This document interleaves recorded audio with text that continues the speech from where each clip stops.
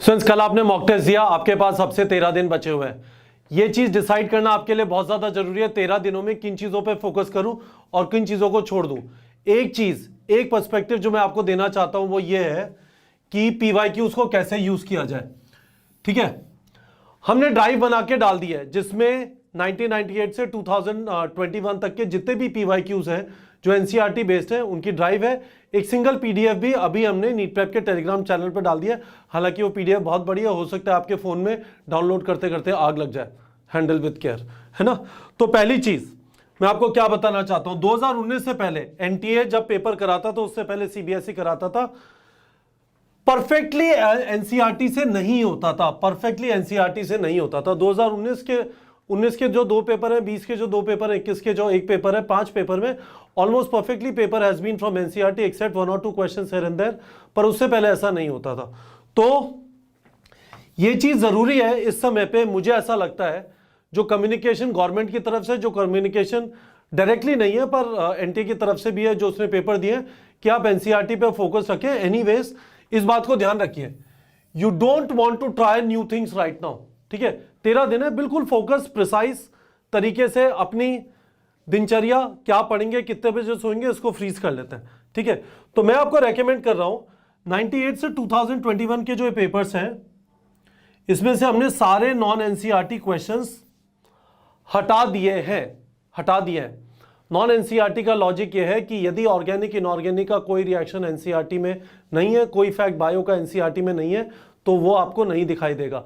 Physics, physical chemistry के अंदर क्या लॉजिक है कि उसका फॉर्मूला जो दिया हुआ है एनसीईआरटी के अंदर, यदि वो क्वेश्चन में अप्लाई नहीं हो रहा, कोई और ही जमाने, कोई और ही पृथ्वी, कोई और ही ग्रह का फॉर्मूला लग रहा है, तो वो इस समय पे नहीं है। वो सारे क्वेश्चन हमने नॉन एनसीईआरटी वाले हटा दिए। अब इसमें आप क्या करेंगे, इस तरह से कुछ दिखाई देगा। ठीक है, जरा देखिए। तो हमने क्या किया, जैसे रोटेशनल मोशन को देखते हैं, इसको देखते ही काफी बच्चों के पसीने निकल जाते हैं, पर इसे जरा देखो, आपको जो मिलेगी शीट वो ऐसी होगी, एक चैप्टर की, ऐसे चैप्टर का नाम लिखा होगा, कितने क्वेश्चन एक्सपेक्टेड है 2022 में। हालांकि एनटीए ने नहीं बोला कितने क्वेश्चन आएंगे। एनटीए ये भी कर सकता है कि हो सकता है एक क्वेश्चन यहां से दे और हो सकता है थर्मल प्रॉपर्टी से 5 क्वेश्चन दे दे, पर जो पीछे पैटर्न रहा है उसके बेसिस पे यदि कयास लगाया जाए, ठीक है, 3, पर आप इसके ऊपर ज्यादा मत जाइए। ये चीज जो इंपॉर्टेंट चीज वो ये है, ये रहे सब टॉपिक के नाम और कितने क्वेश्चन आए। Moment of inertia 17 question, rolling motion 16 question, angular momentum 15 question, collision 13 question, torque 12 question, centre of mass 11 question. अब आप इसे देखोगे ना तो आपके दिमाग में यह होना चाहिए कि यार यदि मुझे रोटेशनल मोशन से क्वेश्चन आंसर करने ना, तो ये चीजें मुझे आनी चाहिए, इसके बिना काम नहीं चलेगा। ठीक है, और उसके बाद जो चीजों पे कम क्वेश्चन आया वो नीचे डाल दिया और इसके बाद हर एक क्वेश्चन यहां पे डाल दिया। ये सारे स्टूडेंट्स के लिए अभी 17 जुलाई तक फ्री है, आप इसे अटेम्प्ट कर सकते हैं, जाके इसके सोल्यूशन देख सकते हैं। उसके बारे में वीडियो भी नीट प्रेप के टेलीग्राम चैनल पे अवेलेबल है। ये पीडीएफ मैंने नीट प्रेप के टेलीग्राम चैनल पे डाल दिया। आप ये भी जानते हैं कि एक ड्राइव भी डाल दिया है जिसमें all 96 chapters of physics, chemistry and biology which are in NEET syllabus, they have been provided in exactly this format, है ना। देखो, ये हो गए रोटेशनल मोशन के। इसके बाद आपका मिस्टर ग्रेविटेशन आएगा, ग्रेविटेशन में भी इसी टाइप से आपको क्वेश्चन दिखाई दे जाएंगे। एक्सटेंसिव है, आप इसका यूज कर सकते हैं। I think this is going to be useful when you have around 13 days remaining. देखिए, एक्सेलरेशन ड्यू टू ग्रेविटी पे 14 क्वेश्चन है, एस्केप वेलोसिटी पे 9 क्वेश्चन है। You should know escape velocity if you want to feel comfortable about gravitation. तो ये चीजें आपको idea दे देगा। ऊपर के 4-5 टॉपिक देख लीजिए, Kepler's law, satellite, escape velocity, acceleration due to gravity. तो लग रहा है एस्केप वेलोसिटी और सैटेलाइट इंपॉर्टेंट पार्ट्स है इसके, है ना। तो मोटा मोटा क्या बात हुई, है ना, समराइज कर देते हैं क्योंकि समरी बहुत इंपॉर्टेंट है। 13 दिन बचे हैं। हम आपको रेगुलरली थोड़ा फोकस रखने की कोशिश करेंगे क्वेश्चन प्रैक्टिस के ऊपर। Ultimately at this point of time what will give you confidence is कि हाँ, मैं लिमिटेड सवाल लगा रहा हूं, ये वैरायटी के सवाल हैं, मैं कुछ नया सीख रहा हूं और ये वाली गलती अब नीट के एग्जाम में नहीं करूंगा।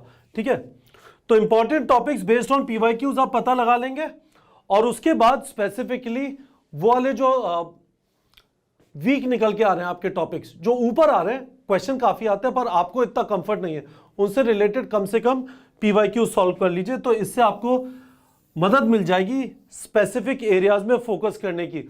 आप बायो में जाके देखेंगे आपको मजा आ जाएगा। ह्यूमन आई से कितने क्वेश्चन आए आप एक बार जाके देखिए, और एक्शन पोटेंशियल से कितने कम क्वेश्चन आए ये जाके देखिए। You would be amazed, morphology में आप जाके देखेंगे बार बार प्रेजेंटेशन से क्वेश्चन आ रहा है, तो आपको कुछ एक पैटर्न वगैरह दिखाई देने लगेगा। एक दिन बैठ के इसका थोड़ा टाइम निकाल के एनालिसिस कर लीजिए जल्दी, प्रॉबेबली आज ही, और उसके बाद थोड़े अपने ना टॉपिक्स लिख लीजिए।